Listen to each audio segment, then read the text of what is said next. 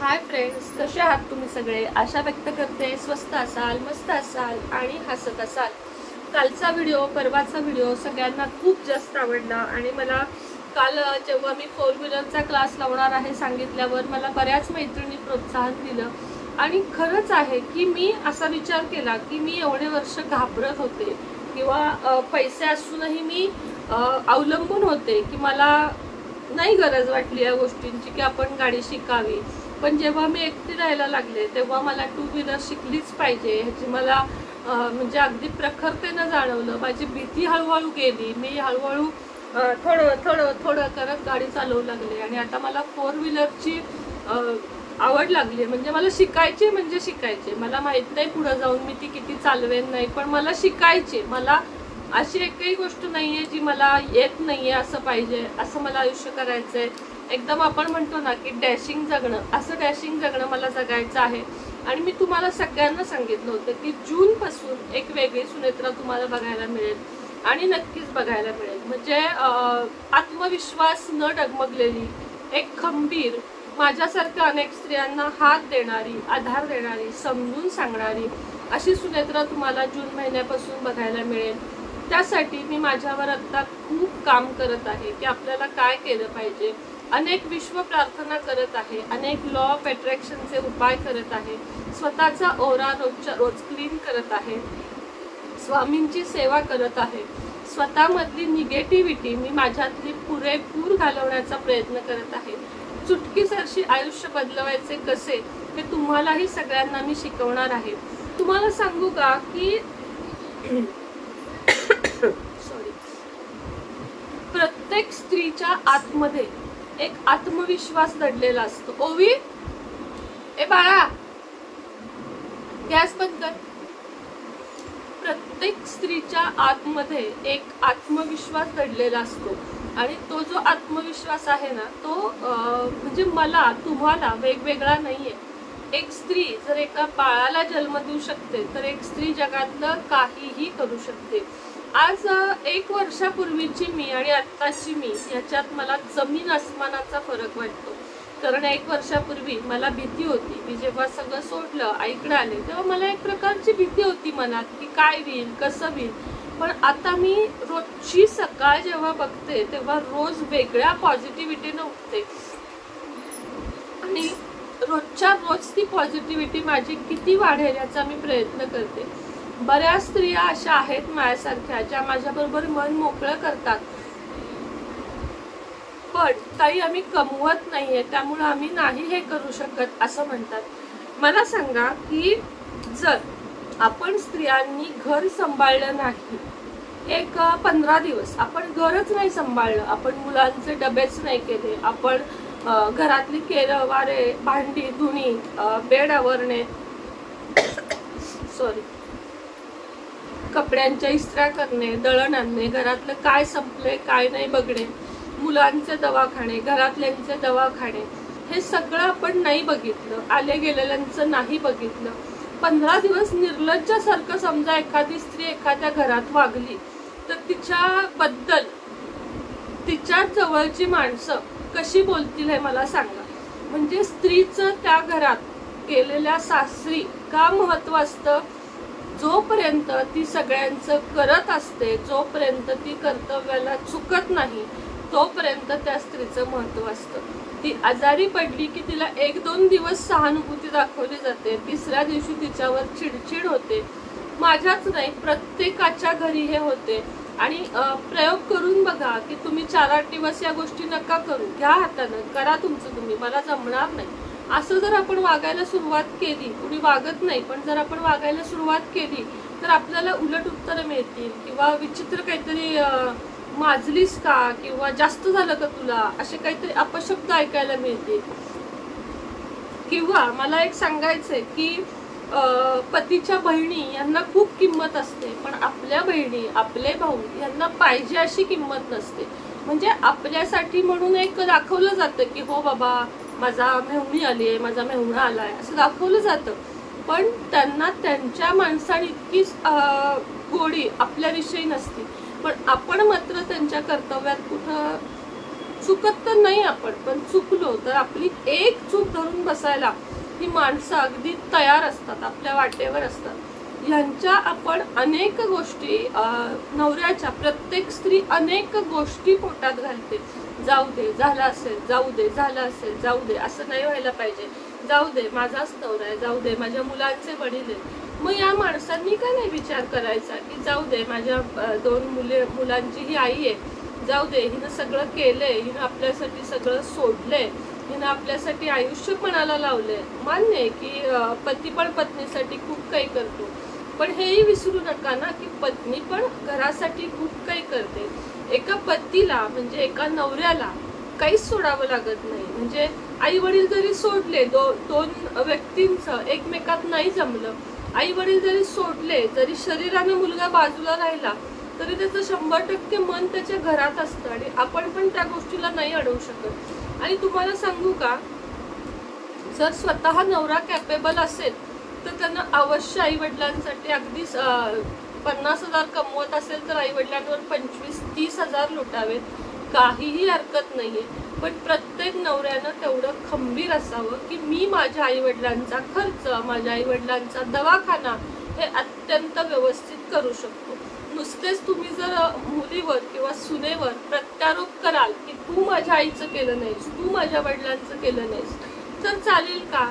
प्रथम कर्तव्य कुणाचं असतं मला सांगा? मुलाचं असतं की आपण एवढं कमवलं पाहिजे की आपल्या आई वडिलांच्या म्हातारपणाला, त्यांच्या दवाखान्याला आपल्याला कुणाकडेही हात पसरायची वेळ नाही आली पाहिजे. आता माझ्याच आई वडिलांचं बघा, जोपर्यंत मी कमवत नव्हते, म्हणजे कमी कमवत होते किंवा मी नव्हते कमवत असं म्हणायला पण हरकत नाही, किंवा कमी कमवत होते, तोपर्यंत मी जेव्हा सांगलीतून सातारला यायचे तेव्हा मला 300 रुपये द्या, 500 रुपये द्या असे मागावे लागायचे. म्हणजे साहजिक आहे की आपण कमवत नसतो.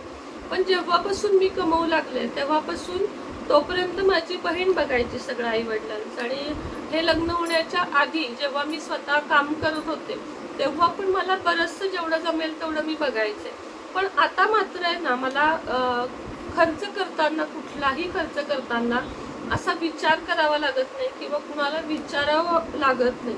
आपल्याच पतीचे पैसे आपण जणू काही चोरतोय का काय अशी भावना सुद्धा स्त्रियांना होते. असं बोललं पण जातं बघा स्त्रियांना घरामध्ये. पण तुम्ही तुमचे 1000 रुपये कमवा बरं, कुणाची बिशाद आहे की त्या पैशाला कुणी आपलं म्हणेल? नाही म्हणू शकत. आणि आई वडील कितीही श्रीमंत असतील, कॅपेबल असतील, तरी त्यांच्याकडून पैसा घेणं म्हणजे हे चुकीचं आहे. आपल्यासाठी हे चुकीचं आहे. या वयात म्हणजे जोपर्यंत त्यांनी आपल्याला आधार दिला, आता आपला टर्न आहे की आपण त्यांना आधार दिला पाहिजे.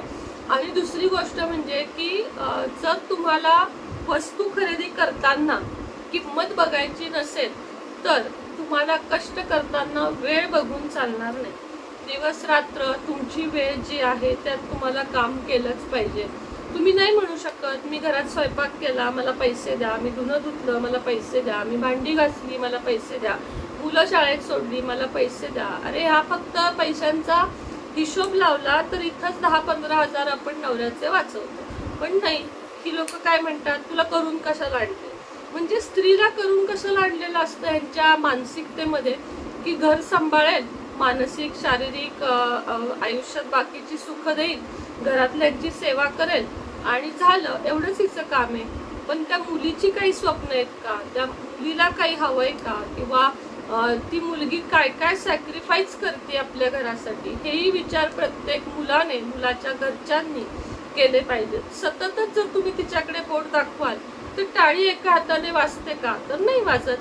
म्हणजे मुली आणि बायका, अगदी माझ्यापेक्षा लहान मुली, माझ्या एवढ्या लेडीज माझ्यापाशी मन जेव्हा मोकळं करतात ना, नेहमी नाव घेते बघा मी केतकीचं, तर ती सुद्धा माझ्यापाशी जेव्हा मन मोकळं करते ना की ताई हे सगळं कधी ग संपणार आहे, वाईट वाटतं की का बरं असं एखाद्याच्या आयुष्यात का घडावं. खरंच मनापासून दुःख होतं. पण मला ह्यातनं तुम्हाला एवढंच सांगायचंय ना की खरंच वेळ गेलेली नाहीये.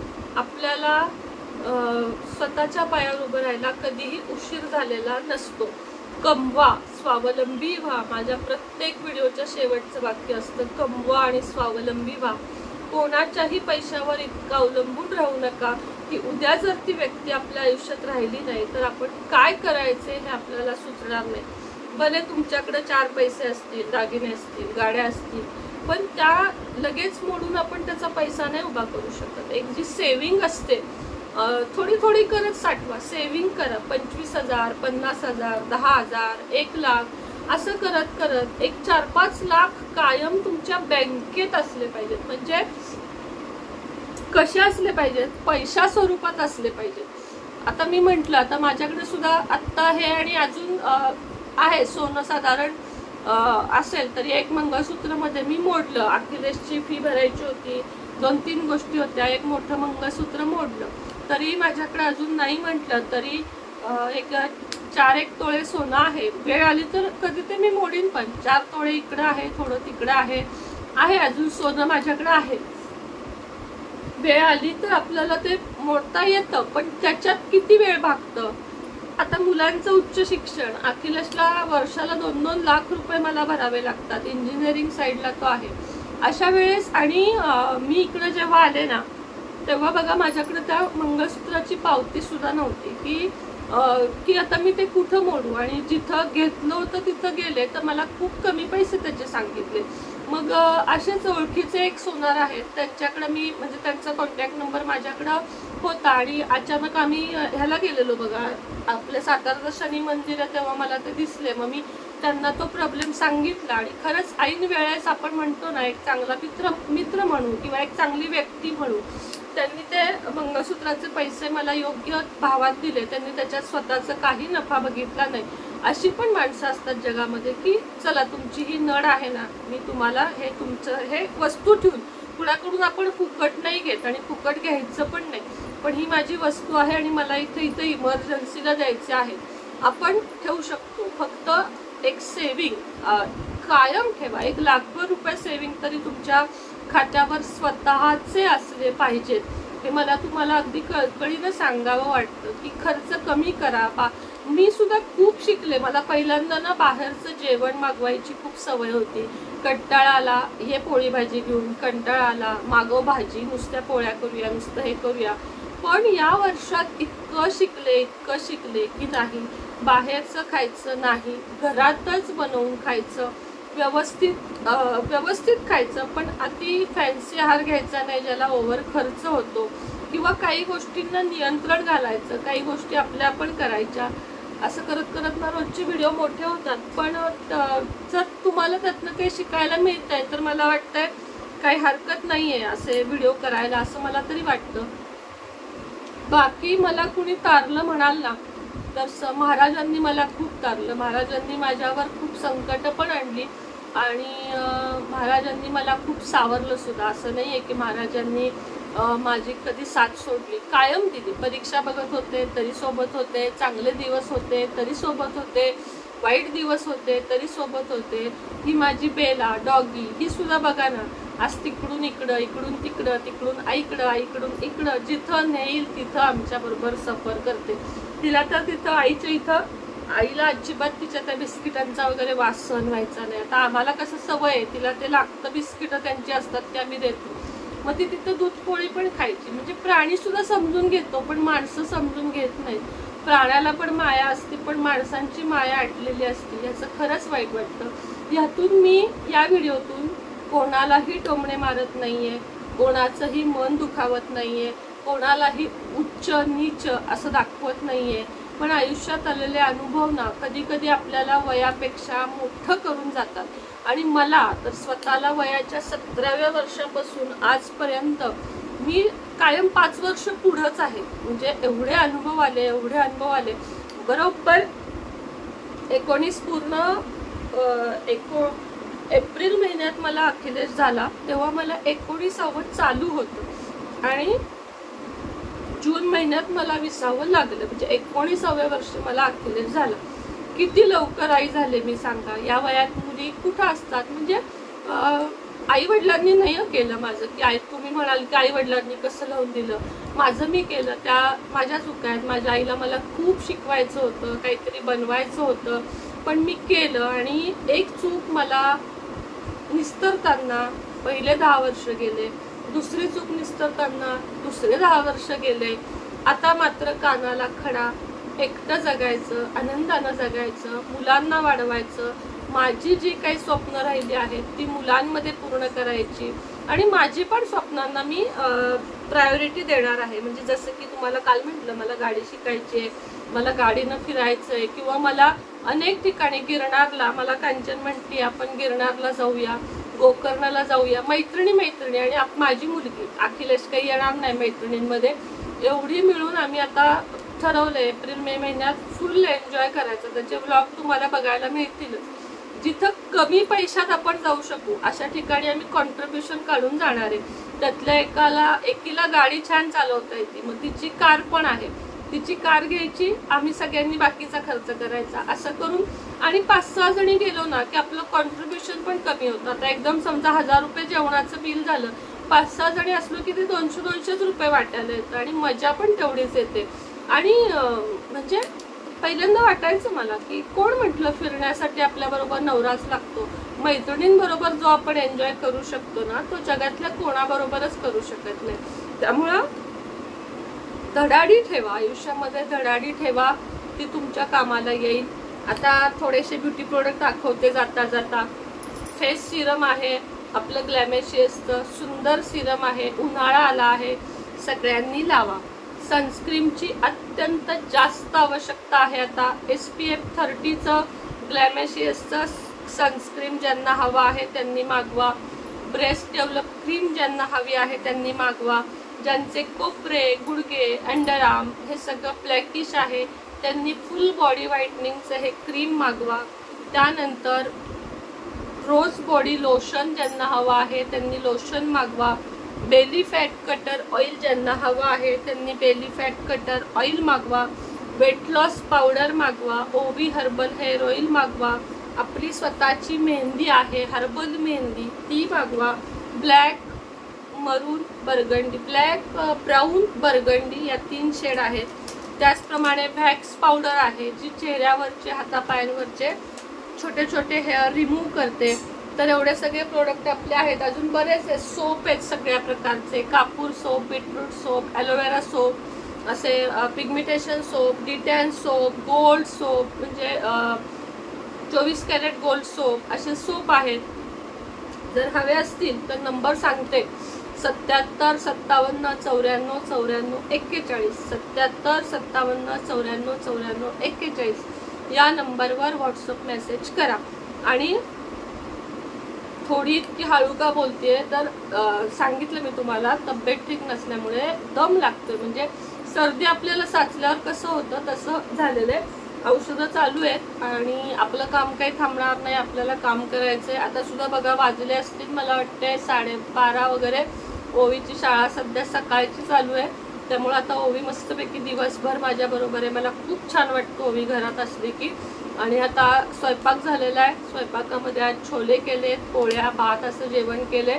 तर आता जेवणारे, गोळ्या घेणारे, थोड्याशा वेळ पडणारे आणि मग उठून सगळं घरातलं काम आणि थोडीशी पार्सल आहेत ती करणारे. आणि मग संध्याकाळचं रुटीन संध्याकाळी. तर चला, आज तर मला वाटते 18 मिनिटाचा व्हिडिओ झाला, पण आपण गप्पा मारूया. तुम्ही सुद्धा तुमच्या मनातलं काही असेल तर माझा नंबर मी शेअर केलेला आहे, व्हॉट्सअपला मला मेसेज करा. ज्या सिंगल मॉम आहेत त्यांनी खरंच माझ्याशी कॉन्टॅक्ट करा. मला सुद्धा तुमच्याशी बोलायला व्हॉट्सअपमध्ये आवडेल. आपले एकमेकीशी प्रॉब्लेम आपण शेअर करू, एकमेकीला काही मदत करता येत असेल तर करू. असं नाही की प्रत्येक वेळेस आर्थिक मदतच प्रत्येकाला लागते, मेंटली सपोर्ट सुद्धा प्रत्येकाला गरजेचा असतो आणि हा सपोर्ट आपण एकमेकीला नक्की देऊ शकतो. तर असं कोणी असेल तर मी नंबर सांगितलाय, नक्की कॉन्टॅक्ट करा. घाबरून जाऊ नका, कुठल्याही गोष्टीत गोंधळून जाऊ नका, विनाकारण कधी अन्याय सहन करू नका. जो अन्याय सहन करतो तो खरा गुन्हेगार असतो. जिथे आपलं चुकतं तिथं नक्कीच झुका, पण जिथं चुकत नाही तिथं अजिबात झुकू नका. स्वावलंबनानं राहा, स्वाभिमानी व्हा, कमवायला शिका. चला, श्री स्वामी.